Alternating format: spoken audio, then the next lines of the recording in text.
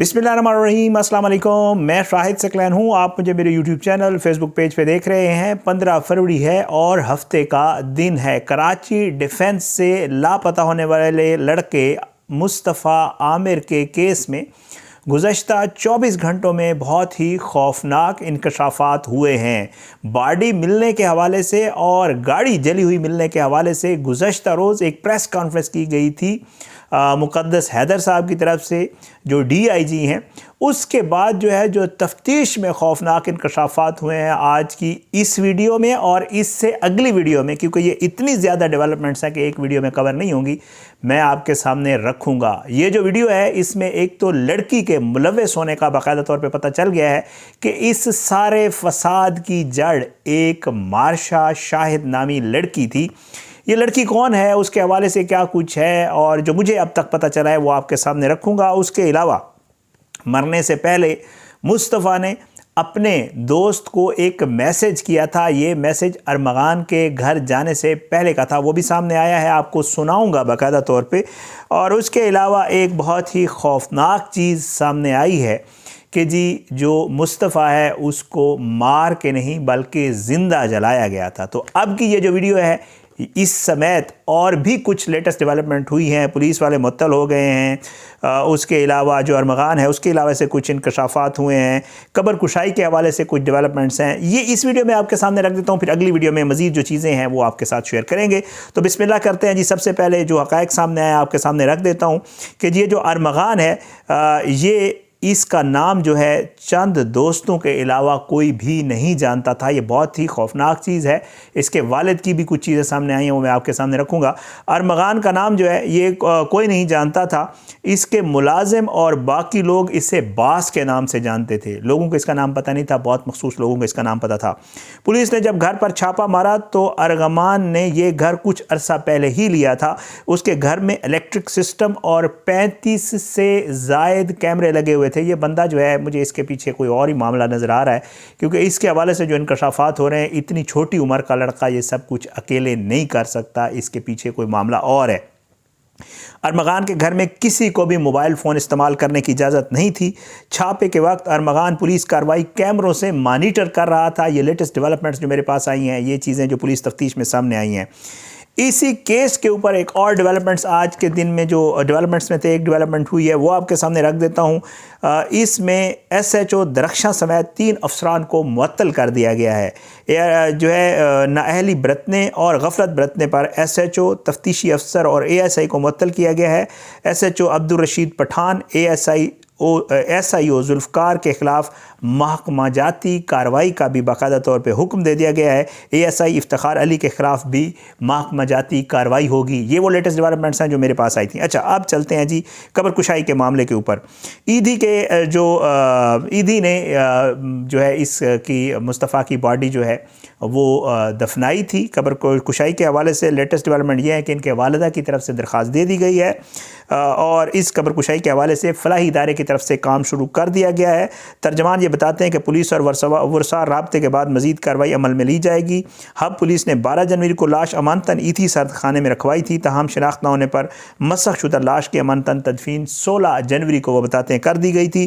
तर्जमान का कहना है कि तफ्तीश आगे बढ़ाने के लिए DNA वगैरह भी कराया जाएगा और जो वालदा के सैंपल्स हैं उनसे भी मैच किया जाएगा। ये सारा मामला भी सामने आया है और पुलिस का लेटर मौसूल होने के बाद अदालती हुक्म पर कार्रवाई होगी। ये कहा गया है MLO कार्रवाई और DNA नमूने लेने के लिए कब्र कुशाई होगी। ये सारी सूरत हाल अब तक सामने आई है। अब ये अरमगान और ये भी आपस में दोस्त थे। इसको ये सारी सूरत अब आगे बढ़ता हूँ आगे और इसकी आखिरी वीडियो के ऑडियो के हवाले से भी आपको चीज़ें सामने रख देता हूँ। एक चीज़ जो सामने आई है वो है ये मार्शा शाहिद नामी लड़की।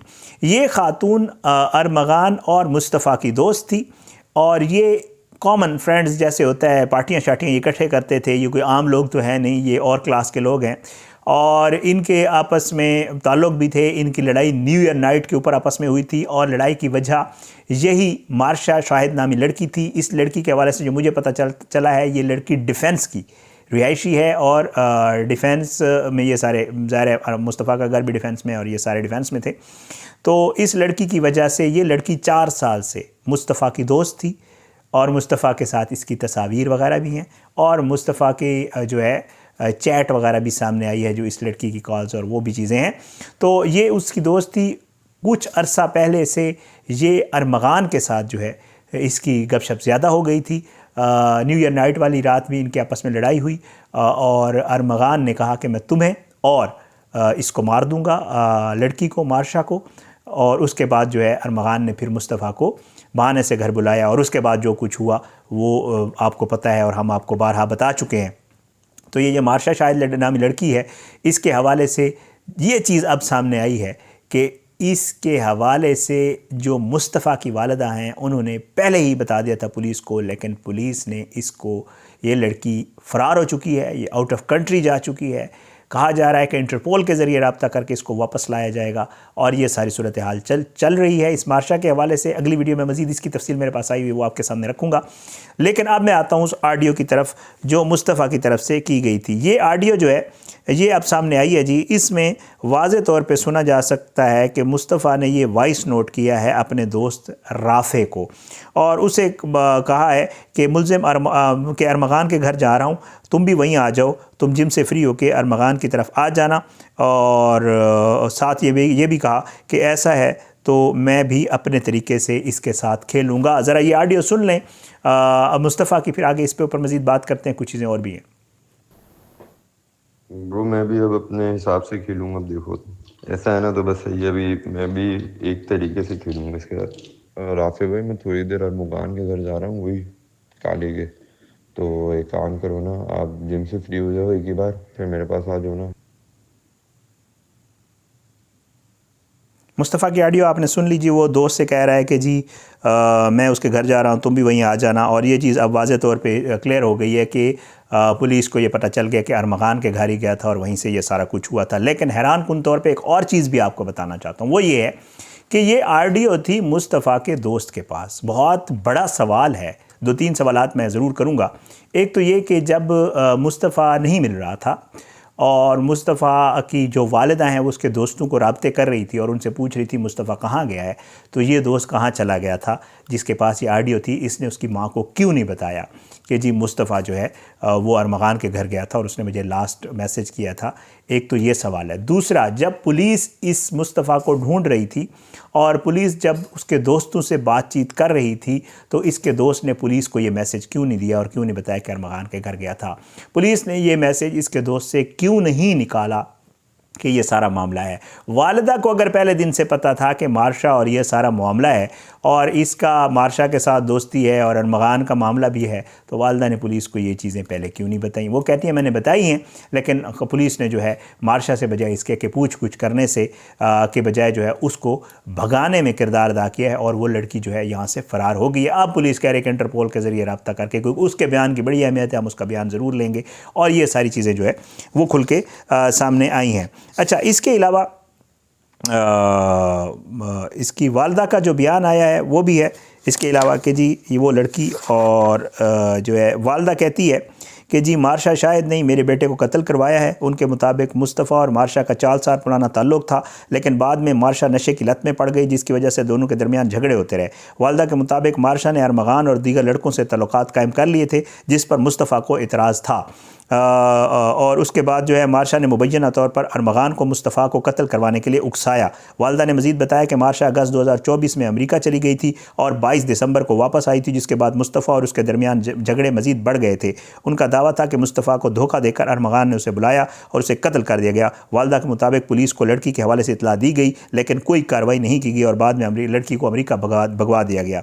मुस्तफ़ा आमिर की वालिदा ने अदालत में जो है कब्र कुशाई की इजाज़त के लिए दरख्वास्त भी जमा करवाई है, जिस पर अदालत ने कहा है कि आप मुतल्लिका जुडिशल मजिस्ट्रेट की अदालत से रजू करें। मुतल्लिका मजिस्ट्रेट कब्र कुशाई और दीगर मामलात पर आर्डर देने का अख्तियार रखता है। ये सारी इस डेवलपमेंट्स थी जो इस वीडियो में मैंने आपके सामने रखनी थी। अगली वीडियो बिल्कुल इसी केस के ऊपर है और उसमें बहुत और भी खौफनाक इंकशाफात और आज की जो अदालती कार्रवाई हुई है। शिराज जो शरीक मुल्ज़िम है उसको अदालत में आज पेश किया गया था, उसका रिमांड भी हो गया है और उसने जो अदालत के दौरान समाअत के दौरान क्या हुआ, अदालत के बाहर क्या हुआ और मज़ीद चीज़ें कौन से इंकशाफात सामने आए हैं अगली वीडियो में आपके साथ शेयर करूँगा। आपने वो भी ज़रूर देखनी है। कोशिश ये है कि इस केस के हवाले से आज तो बहुत ज़्यादा डेवलपमेंट्स हुई, मुझे समझ नहीं आ रही थी कि क्या करूँ, तो मैंने यही सोचा कि आपको 2 वीडियोज़ की सूरत में आपके सामने रखूँ। इंशाअल्लाह अगली वीडियो में दोबारा मुलाकात होगी। मुझे इजाज़त है, अपनी दुआ में याद रखें। पाकिस्तान जिंदाबाद। अल्लाह हाफ़िज़।